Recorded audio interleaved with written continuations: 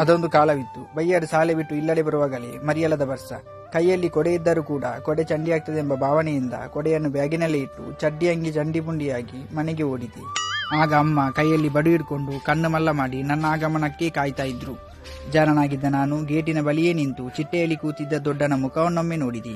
ಆಗ ಅವರು ಬರೋರ್ಚಿ ಬತ್ತನ ಪೆಟ್ಟುವಾಡ್ಬಲ್ ಎಂಬ ಕಣ್ಣು ಸನ್ನೆ ನನಗೆ ಅರ್ಥವಾಯಿತು. ನಮಗಿಂತಲೂ ಜನನಾಗಿದ್ದ ನನ್ನ ತಾಯಿ ಕೈಯಲ್ಲಿದ್ದ ಬಡುವನ್ನು ಪಕ್ಕಕ್ಕೆ ಬಿಸಾಡಿ ಬಲಮಗ ದಾಲ ಅನ್ಪುಜಿ ಎಂದು ಹೇಳಿದರು. ಆಗ ಸಂತಸದಿಂದ ನಾನು ಓದಿ.